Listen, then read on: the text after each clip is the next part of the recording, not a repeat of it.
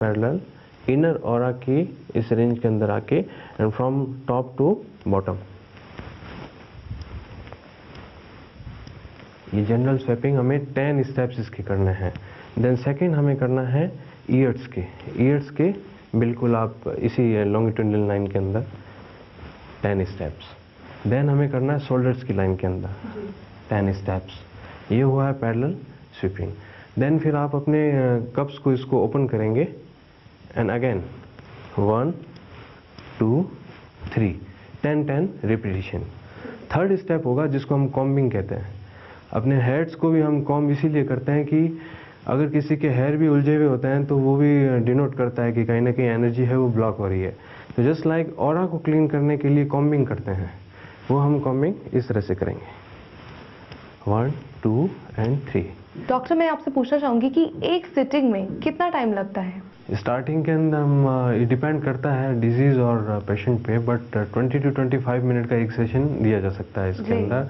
कुछ कैजुअलिटीज़ के अंदर इससे कम समय में भी ये हो सकता है। ऑन एन एवरेज हम 20 to 25 मिनट्स इसके अंदर कंसिडर करते हैं। स्वीपिंग के ठीक बाद में हमें ये जो है वो हीलर्स अपने आप को क्लीन करने के लिए बार बार हम इसको यूज करते हैं। ये स्पिरिट है,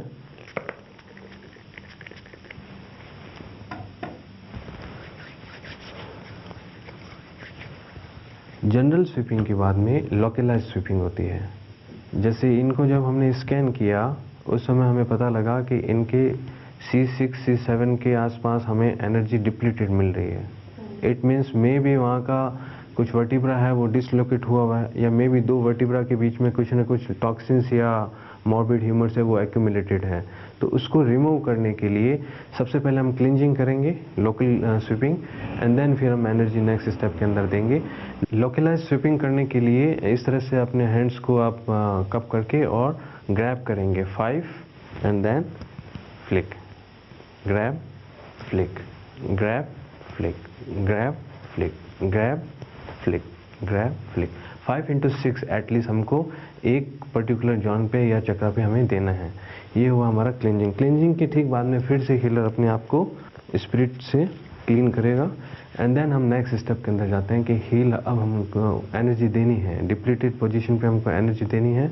उसका बहुत इंपॉर्टेंट फिनोमेनन है जो हमें ध्यान रखना है। इनको सर्वाइकल चक्रा पे हमको एनर्जी देने के लिए अपना एक जो पाम है वो इस तरह से रखना है। एक हैंड जो नॉन डोमिनेंट हैंड है उसको हमें एज ए रिसीवर, ये डिनोट कर रहा है कि हम जो प्राण लेने वाले हैं, एनर्जी लेने वाले हैं, वो सोलर प्राणा से या फिर ग्राउंड प्राणा से या एयर प्राणा से ले रहे हैं। हीलर अपनी आईज को क्लोज रखेगा, अपने हायर सेल्फ से कांटेक्ट होके और ब्रीदिंग के साथ में जैसे ही इनहेल करेगा सो लेफ्ट पाम से वो एनर्जी है वो हम ले रहे हैं एंड राइट पाम से हम जैसे ही एक्सेल करेंगे हम वो एनर्जी हम इस चक्रा के अंदर ट्रांसफ़र कर रहे हैं, प्रोजेक्ट कर रहे हैं। ये हुआ एनर्जी देने का सिस्टम। हमें एक बहुत इंपॉर्टेंट चीज़ इसके अंदर ध्यान रखनी है कि 5 ऐसी कंडीशंस हैं जिसके अंदर सिर्फ क्लिंजिंग ही करनी है, एनर्जी नहीं देनी है, नॉट एट ऑल।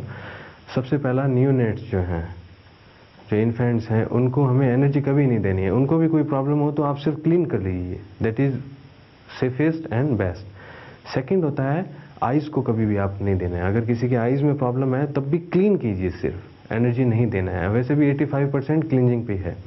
थर्ड जो है वो हम मान के चलते हैं हार्ट को भी आपको डायरेक्ट एनर्जी नहीं देनी है, सिर्फ क्लीन करते रहिए। फोर्थ है वो स्प्लीन माना जाता है। स्प्लीन जो स्टोमक के ठीक नीचे एक लिम्फ ऑर्गन हम उसको बोलते हैं, जो इम्यूनिटी के लिए रिस्पॉन्सिबल होता है प्लस ड्रेनेज के लिए भी इम्पोर्टेंट होता है। उसको भी एनर्जी नहीं देना है, सिर्फ क्लीन करना है। फिफ्थ पॉइंट होता है मैंगमैन पॉइंट। मैंगमैन पॉइंट मैंने आपको बताया था चक्रास के अंदर ही नेवल के जॉन से ठीक नीचे की साइड में, बैक साइड में होता है। वहाँ पे भी आप सिर्फ क्लिंजिंग करेंगे, एनर्जी नहीं देंगे। इतना करने के बाद में आपको एनर्जी को स्टेबलाइज करना है। क्लिंजिंग हुआ, एनर्जी प्रोजेक्टिंग हुई एंड देन फिर आप अपने विल के साथ में आप उसको एनर्जी को 3 टाइम्स स्टेबलाइज स्टेबलाइज स्टेबलाइज ऐसी अफर्मेशन आप देंगे। ये जो ट्रीटमेंट है इसके लिए कितनी सिटिंग्स की ज़रूरत पड़ती है? हाँ, डिपेंड करता है ये भी प्रॉब्लम पे, बट आमतौर पे 5 to 7 सिटिंग्स हैं वो हम किसी भी प्रॉब्लम के लिए हम देखते हैं। क्रॉनिक जो पेशेंट्स हैं किसी भी तरह की, जैसे डायबिटीज़ है या थायराइड प्रॉब्लम्स है या ओबेसिटी है या कंटिन्यूस स्ट्रेस के अंदर है काफ़ी टाइम से, तो उसमें कुछ सिटिंग्स हमें ज़्यादा देनी पड़ सकती है। इसमें एक इम्पॉर्टेंट चीज़ है कि अभी आज हम इनको प्राणिक हीलिंग दे रहे हैं तो इसका रिजल्ट कब आएगा? जी। It may happen instantly and it may happen within 12 hours also. Doctor ओम, हमारे व्यूअर्स भी ये जानना चाहेंगे कि ये जो ट्रीटमेंट है इसका रिजल्ट कितने दिनों में देखने को मिलता है? अच्छा क्वेश्चन है आपका। एक आपने सुना होगा इनक्यूबेशन पीरियड। इनक्यूबेशन पीरियड बोलते हैं कि हमारी बॉडी में कहीं से भी बैक्टीरिया, वायरस या माइकोप्लाज्मा एंटर करते हैं तो उसी समय हमें उस डिजीज़ के सिम्टम नहीं आते हैं, उसमें कुछ टाइम लगता है। आज आपको मलेरिया की मॉस्किटो ने अगर कट आउट किया है तो फिर उसका may be 7 days, 15 days, 30 days, इसको हम बोलते हैं इनक्यूबेशन पीरियड डिजीज़ के विजिबल होने में। ऐसे ही प्राणिक हीलिंग को जब हम दे रहे हैं तो उसके लिए एक लैब पीरियड होता है। उस लैब पीरियड के अंदर हम एटलीस्ट मानते हैं कि 12 आवर्स तक वो रिजल्ट्स आपको मिलने स्टार्ट हो जाते हैं और इंस्टेंट भी मिले हैं कई जगह। जी, थैंक यू डॉक्टर ओम, आपने हमें इतना सब कुछ बताया प्राणिक हीलिंग थेरेपी के बारे में, और जहाँ तक है हमारे व्यूअर्स भी बहुत कुछ जान पाए इसके बारे में। Thank you so much. Thank you. Thank you. Pranic healing यानी प्राण से जुड़ा हुआ। प्राण हमारी जान जो हमें भी प्यारी होती है, हमारे शुभ चिंतकों को भी, और हम आपकी शुभ चिंतक ही तो हैं, इसलिए हम हर बार लेकर आते हैं आपके लिए एब्सोल्यूट यूनिक थेरेपी। इस वादे के साथ हम आपसे विदा लेते हैं। नेक्स्ट एपिसोड में एक नई ट्रीटमेंट के साथ मिलेंगे। Till then stay healthy, be happy, keep watching Shakti TV.